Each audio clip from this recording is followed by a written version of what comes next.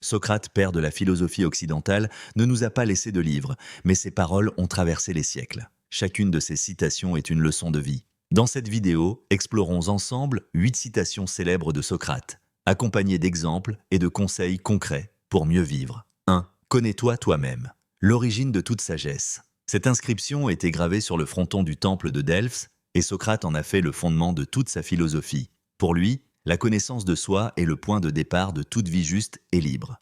Mais qu'est-ce que cela signifie vraiment se connaître soi-même? Ce n'est pas simplement savoir son nom, son âge ou ses goûts. Se connaître, c'est comprendre en profondeur ce que je ressens vraiment, ce que je désire vraiment et pourquoi. Mes peurs inconscientes, mes réactions automatiques, mes valeurs fondamentales. Pourquoi c'est vital? Parce que tant qu'on ne se connaît pas, on vit dans une forme d'illusion. On peut croire qu'on veut réussir dans un certain domaine, alors qu'on cherche en réalité l'approbation des autres. On peut penser qu'on agit par amour, alors qu'on agit par peur d'être seul. Et cette méconnaissance de soi nous pousse à faire de mauvais choix, à forcer la vie dans une direction qui n'est pas la nôtre. Exemple 1. Le faux rêve professionnel. Imagine quelqu'un qui rêve de devenir avocat depuis l'enfance. Il fait des années d'études, passe le barreau et enfin, il devient avocat. Mais au bout de quelques mois, il se sent vide, stressé, malheureux. Pourquoi? Parce que ce rêve n'était pas le sien. Il poursuivait un idéal dicté par la société, sa famille ou une image de réussite. Il n'a jamais pris le temps de se demander « qu'est-ce qui m'anime réellement ?» Conseil, pose-toi régulièrement cette question simple. Est-ce que je vis selon mes propres valeurs ou selon ce qu'on attend de moi? Exemple 2, relation toxique. Tu tombes toujours sur des personnes qui te rabaissent ou ne te respectent pas. Cela peut être lié à un manque de connaissance de ta propre valeur. Si tu ne sais pas ce que tu mérites, tu acceptes des situations qui te détruisent. Se connaître, c'est aussi connaître ses limites, apprendre à dire non et à reconnaître ce qui est sain pour soi. Conseil, fais la liste de ce que tu attends d'une relation saine, amicale ou amoureuse. Et demande-toi, est-ce que je respecte mes propres critères? 3 outils pour apprendre à se connaître. Le journal introspectif, écrit chaque soir. Qu'ai-je ressenti aujourd'hui? Ai-je agi en accord avec mes valeurs? Y a-t-il un moment où je me suis menti à moi-même? Le feedback authentique. Demande à une personne de confiance. Comment me perçois-tu? Pas pour te juger, mais pour croiser ton regard intérieur avec celui des autres. Le silence et la solitude, sans distraction, nos pensées réelles émergent. Prends chaque semaine un moment seul, sans téléphone, pour écouter ce qui remonte. Citation stoïcienne associée. Ce n'est pas la vie qui est courte, c'est nous qui la rendons telle en la gaspillant à poursuivre ce qui ne nous convient pas. Sénèque 2. Tout ce que je sais, c'est que je ne sais rien. Une des citations les plus célèbres de Socrate, souvent mal interprétée comme un aveu d'ignorance. En réalité, c'est un acte radical d'humilité et de lucidité intellectuelle. Le sens profond. Lorsque Socrate dit cela, il ne se dévalorise pas. Il met en lumière une attitude philosophique essentielle. Accepter que nos certitudes sont limitées, que notre savoir est toujours en construction et que la vraie sagesse commence quand on se libère de l'illusion de tout savoir. Dans une société obsédée par l'image, les opinions tranchées et l'assurance extérieure, cette phrase est révolutionnaire. Elle nous invite à désapprendre, à questionner, à explorer. Pourquoi c'est important? Parce que croire qu'on sait ferme la porte à l'apprentissage.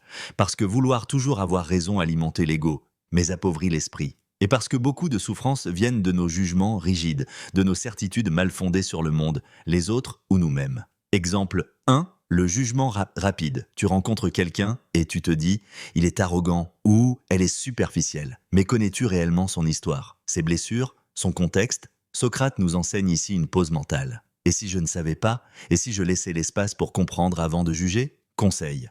À chaque jugement instinctif, essaie de le reformuler en question. Pourquoi cette personne agit-elle ainsi? Et si mon regard était biaisé par mes propres filtres? Exemple 2. Les débats stériles. On a tous vécu ces discussions où chacun campe sur ses positions, plus occupé à répliquer qu'à écouter. Mais si on appliquait vraiment cette phrase, on entrerait dans le débat, non pas pour gagner, mais pour grandir.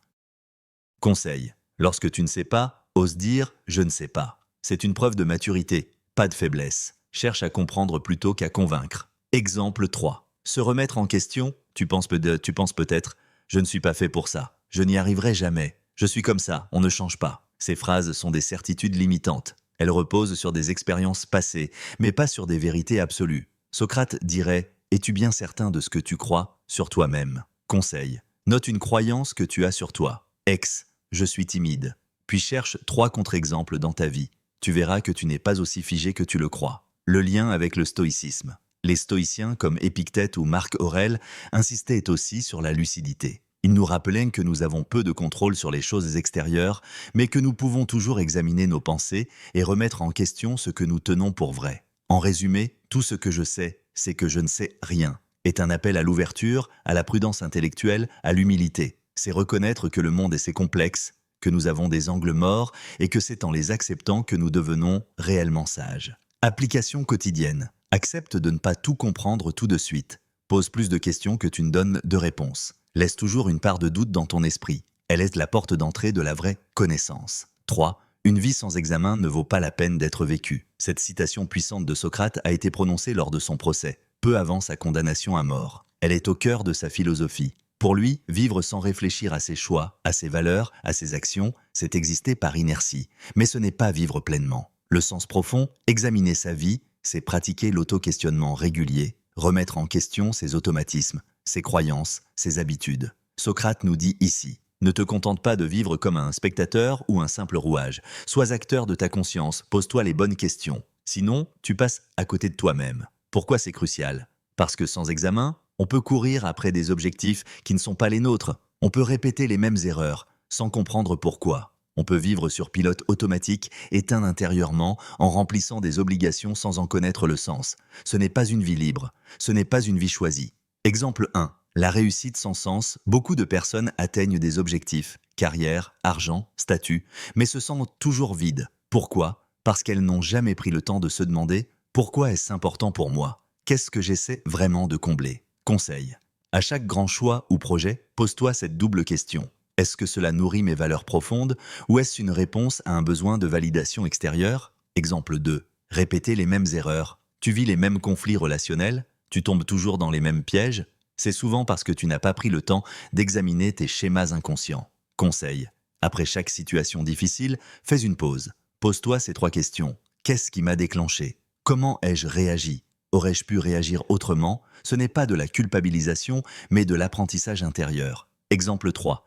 Vivre sans conscience du temps. Combien de semaines passent sans qu'on sache vraiment ce qu'on a vécu ? On travaille, on remplit des tâches, on répond à des mails, et puis on recommence. Mais où est la conscience de ce que l'on vit ? Conseil. Adopte un rituel d'examen hebdomadaire. Qu'ai-je appris cette semaine ? Qu'est-ce qui m'a apporté de la joie ? Où ai-je été incohérent avec moi-même ? 5 minutes de réflexion qui transforment ta manière de vivre. Le lien avec le stoïcisme. Les stoïciens, comme Marc Aurèle, pratiquaient l'examen de soi chaque soir. Dans ses pensées pour moi-même, il revient sur ses actions du jour, juge de ce qui a été juste ou non et cherche à progresser. C'est une démarche exigeante, mais profondément libératrice. En résumé, une vie sans examen ne vaut pas la peine d'être vécue, c'est une invitation à ne pas vivre à moitié. C'est choisir la conscience, la lucidité, la cohérence avec soi-même. Celui qui examine sa vie se donne la possibilité de la transformer. Celui qui ne le fait pas reste prisonnier de ses automatismes. À pratiquer dès aujourd'hui, commence un journal de bord personnel. Note ce que tu apprends sur toi. Apprends à te poser des questions honnêtes. Rappelle-toi que la vraie croissance ne vient pas seulement de ce qu'on vit, mais de la façon dont on le comprend. La sagesse commence dans l'émerveillement.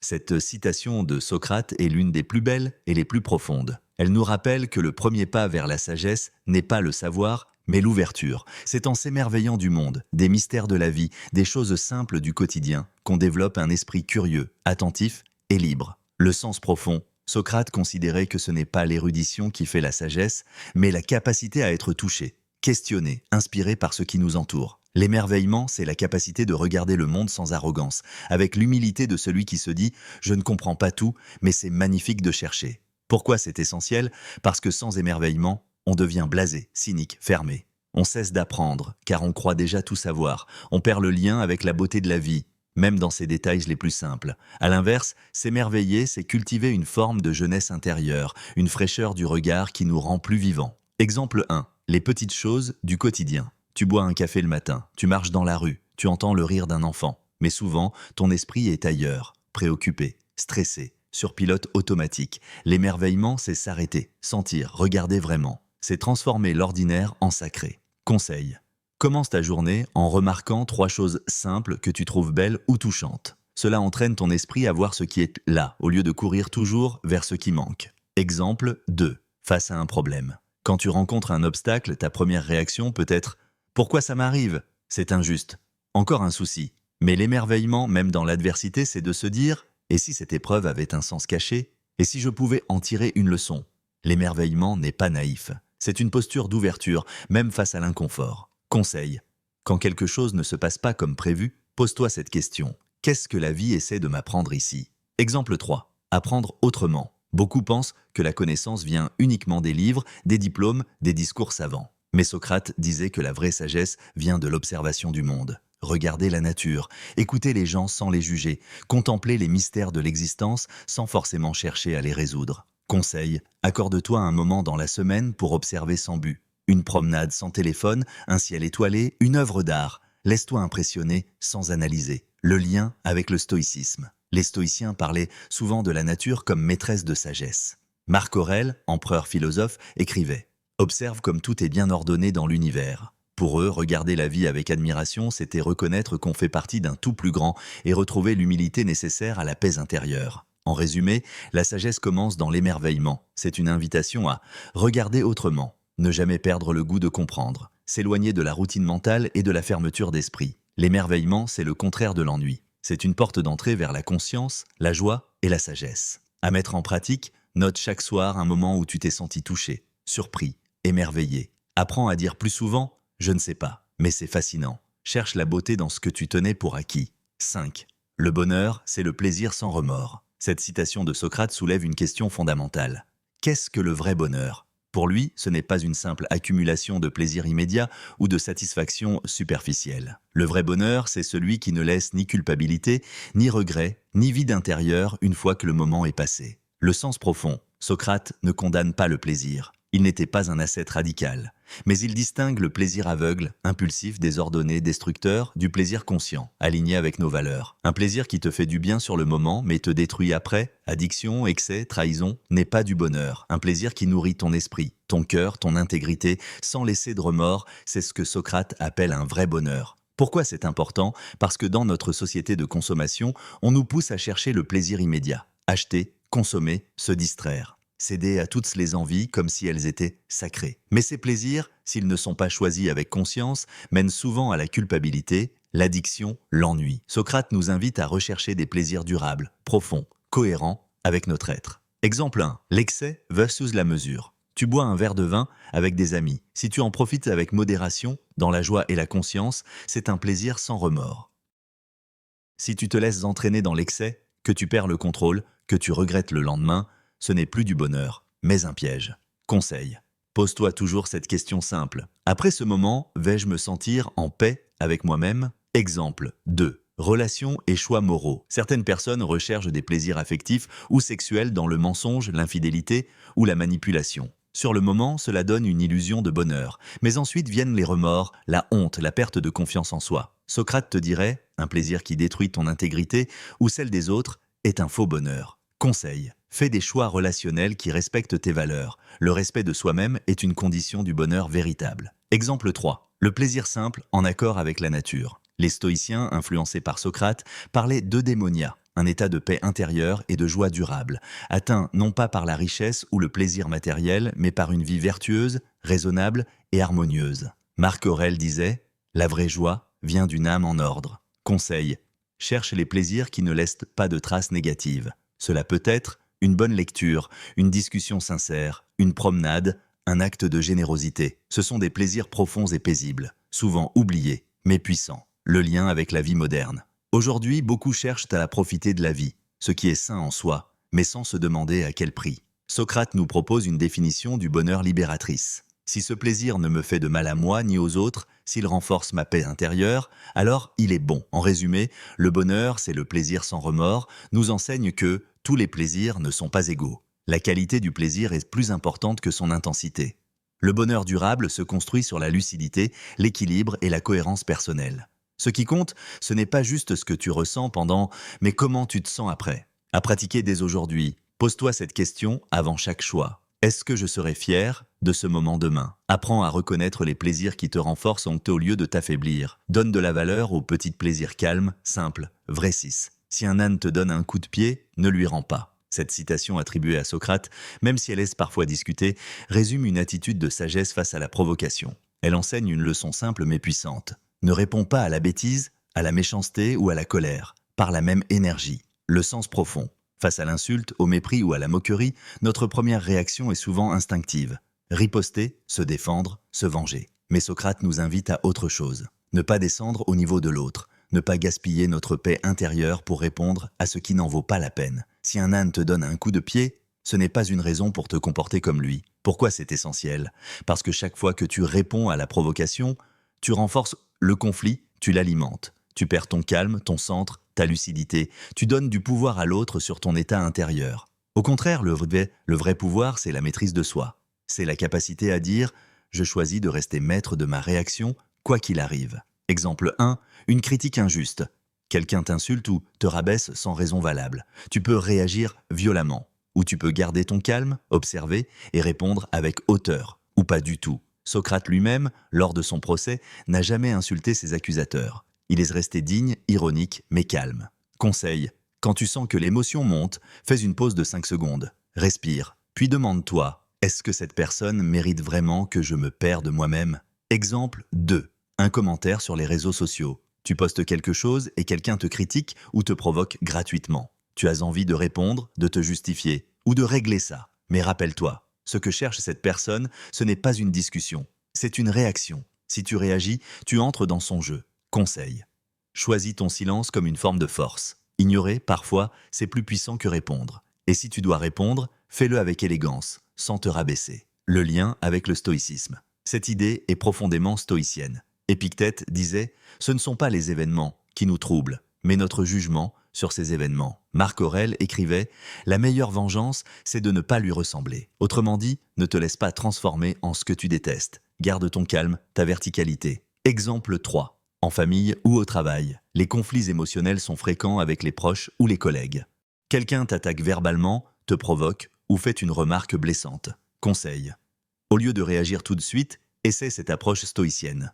Observe sans juger. Comprends que la réaction de l'autre vient de son propre trouble intérieur. Choisis ta réponse ou ton silence. Répondre avec calme, c'est éteindre le feu au lieu de l'alimenter. En résumé, si un âne te donne un coup de pied, ne lui rends pas. C'est choisir la maîtrise de soi plutôt que la vengeance. C'est refuser d'être contrôlé par les autres. C'est garder ta paix intérieure intacte quoi qu'il se passe à l'extérieur. Tu ne contrôles pas ce que les autres font, mais tu es entièrement responsable de ta réponse. À pratiquer dès aujourd'hui, quand quelqu'un te provoque, répète intérieurement « Ce n'est pas à moi de perdre ma paix pour cela ». Apprends à répondre avec calme ou à ne pas répondre du tout. Souviens-toi, ta réaction révèle qui tu es, pas l'autre. 7. Le secret du changement, c'est de concentrer toute son énergie. Non pas à lutter contre le passé, mais à construire l'avenir. Cette citation, souvent attribuée à Socrate, même si elle a probablement été reformulée au fil du temps, est un message central pour tous ceux qui veulent avancer dans la vie. Elle nous invite à cesser de ruminer ce qui ne peut être changé et à rediriger notre énergie là où elle peut réellement produire un impact,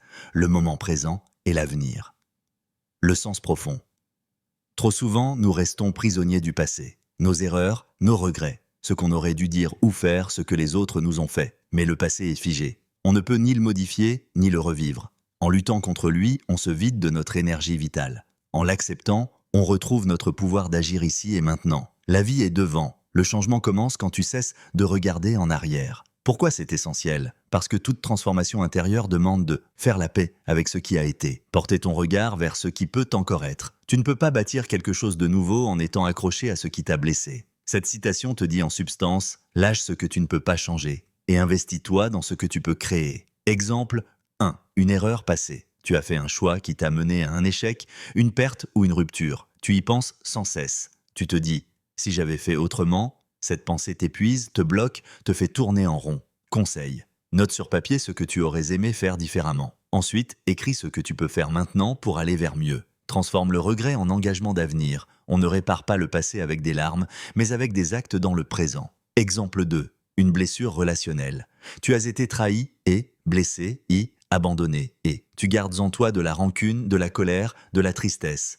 Mais chaque jour où tu y repenses, c'est un jour où tu redonnes du pouvoir à cette personne sur ton cœur. Conseil. Pratique le pardon, non pas pour excuser, mais pour te libérer. Oriente ton énergie vers la reconstruction de ton estime, tes projets, ta paix. Pardonner, ce n'est pas oublier. C'est refuser que le passé t'emprisonne. Exemple 3. Le changement personnel. Tu veux changer quelque chose dans ta vie. Ton alimentation, ta routine, tes relations, ton mental. Mais tu te dis « j'ai toujours été comme ça ». C'est trop tard. Je n'y arrive jamais. Cette mentalité te maintient dans le passé. Tu utilises ton histoire comme une excuse pour ne pas évoluer. Conseil. Oublie ton historique. Pose une seule action aujourd'hui pour nourrir ce changement. Répète-la demain. C'est ainsi que l'avenir se bâtit. Le lien avec le stoïcisme. Les stoïciens comme Épictète et Marc Aurèle insistaient sur le contrôle de l'attention. Ils disaient « Concentre-toi sur ce qui dépend de toi. Et ce qui dépend de toi, ce n'est pas le passé, mais ta façon d'y réagir aujourd'hui. » En résumé, le secret du changement, c'est de concentrer son énergie non pas à lutter contre le passé, mais à construire l'avenir, c'est renoncer à la plainte, sortir de la nostalgie ou de la colère, choisir la responsabilité, l'action, le présent. Tu ne peux pas changer hier, mais tu peux changer demain en choisissant différemment aujourd'hui. À pratiquer dès aujourd'hui. Quand une pensée du passé t'envahit, répète intérieurement « Ce qui est fait, est fait. Mon pouvoir est ici. » Écris chaque soir une action simple que tu veux faire demain pour ton avenir. Reconnecte-toi à ta capacité à créer plutôt qu'à ressasser. 8. Il n'existe point pour l'homme de bien plus précieux que sa santé. La santé est souvent négligée, jusqu'à ce qu'elle nous manque. Exemple, travailler 12 heures par jour, manger vite, dormir peu, à long terme cela détruit le corps. Et sans corps, il n'y a pas d'action possible. Conseil. Prends soin de ton corps chaque jour, même un peu. Marcher, respire, dors. La santé, c'est la base de tout changement durable. Socrate ne voulait pas qu'on l'admire, il voulait qu'on pense. Ces citations ne sont pas là pour être lues une fois et oubliées. Elles sont liées, ce sont des outils de transformation à méditer, à vivre. Quelle est celle qui t'a le plus parlé? Note-la en commentaire et surtout, applique-la. C'est là que la vraie sagesse commence. Si cette vidéo t'a inspiré, pense à t'abonner à la chaîne Philosophie Stoïcienne, à liker et à partager autour de toi. Ensemble, faisons vivre cette sagesse antique dans notre monde moderne.